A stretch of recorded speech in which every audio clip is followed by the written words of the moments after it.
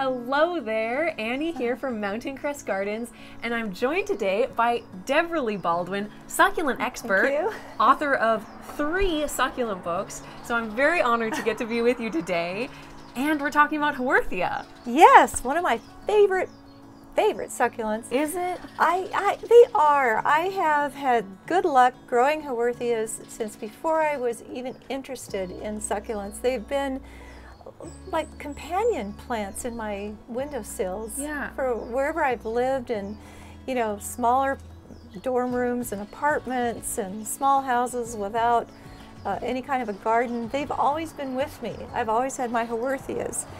And so I have, this is one of the arrangements that I have. It's a washboard Haworthia? Yeah, Haworthia or Haworthiopsis limifolia, I suppose now. If you want to split them, these really firm, rigid leaf ones are Haworthiopsis, and the windowy ones are Haworthia.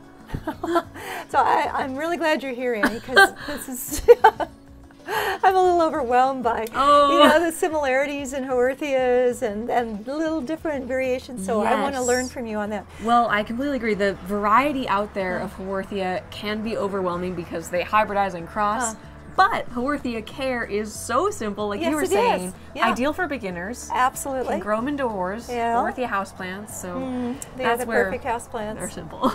Well, and so when I saw this new line of colorful pots, and I thought, okay, this I'm really happy with. How about I create maybe a combo using the smaller pots with a little collection of Haworthias to go with this larger pot. Yes. But tell me, I mean, I have kind of an idea here. These are all candidates for these pots. I plan to just, you know, combine one plant to a pot with a simple top dressing that combines with this.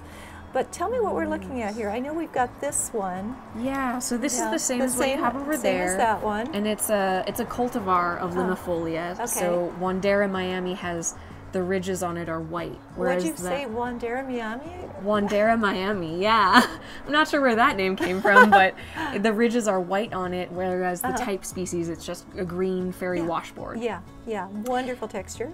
Classic, the zebra plant, fasciata, or Attenuata. Those two get mixed up a lot. Yeah, so I don't know, I heard somewhere that one has the white on the inside of the leaves and the other one doesn't. Yes, Attenuata has also ridges on the inside. And fasciata, if you snap a leaf, you'll see little fibers in it coming out. So. Oh, really? Yeah, that's one other way to tell them apart. Of course, I try not to snap leaves. Exactly. I don't want to tear them up before you plant them. And then this one is real similar, too, in that it's got kind of the white, but it's not defined stripes. Right, and these are called tubercles, so they're raised bumps, and they're white on this one. It's also an Attenuata. You know, attenuate means those long, narrow leaves. And that's a radula variety of it. A radula. Yeah. Well, I love the repetition of the shape of this with this with this and with this. Okay. But so I decided those ones are staying? Well, I'm not sure though, because I'm very captivated by this. Just a beautiful specimen of Retusa, or is it? Haworthia Retusa? Yeah, it's a Fouché forma. There's it's a Fouché form of Retusa. It's a Fouché form. And I love this bright green because it's the same green as this. It really is. Well, if I was just going to do one plant and one pot, I would pair those for that lovely monochromatic repetition. But because I'm doing 5 pots, I want to keep that color separate. So that the eye bounces back and forth. So this is almost a must-do. And I'm thinking it might be nice either in the red pot, because that is the color complement. Right. Or maybe in the orange. Nice. Okay, I definitely want this because I want my smaller pots to repeat the same plant that's in this to give that continuity. So those are musts. This is a must. So we're gonna have one extra here, I think. Okay. Right? And I would love to use these. Okay. And these two are both fun Well, like the Retusa over there, they have the windowed leaf tips. Oh, I love that. Yeah, so out in the wild in South Africa, these can grow nearly completely buried underground with just that windowed tip exposed, letting sunlight in. I love that adaptation. And sort of like the living stones, the lithops do that as well. So when you get that translucent tissue, there's a reason for it. This is it's our Cooperi truncata, and it's, you know, beautiful, so it's very sought after, but it's also a very slow grower. So you're absolutely right. It's going to take a while to fill the pot. Okay, well, I think maybe we'll set this aside for our Too Cute to Be True collection. Perfect. And so now we've got our selections. Our lineup. All right. All right, so what's going to go where? Okay, I know, the only thing I know so far is that the green is not going to go in the green.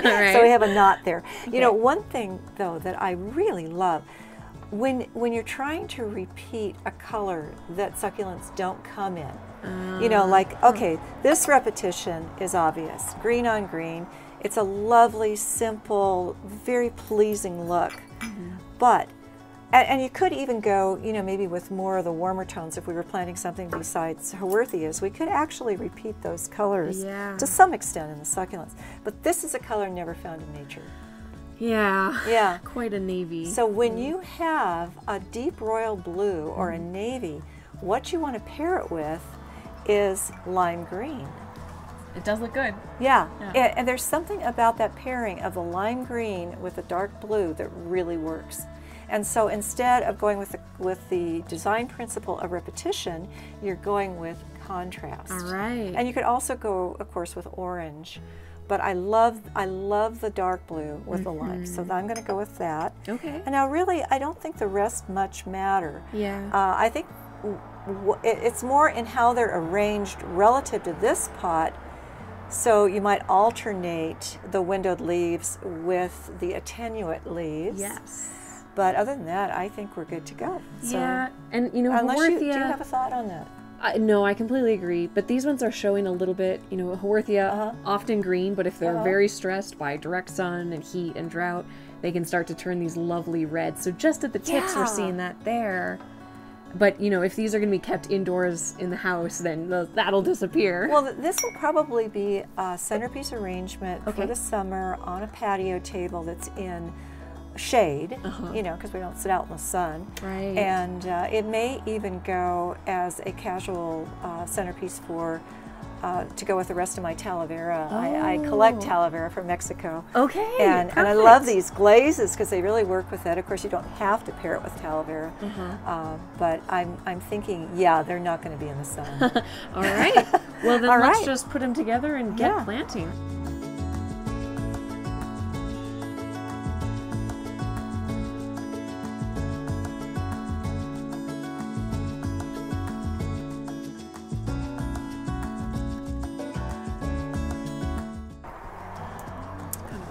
Oh my goodness, we're done.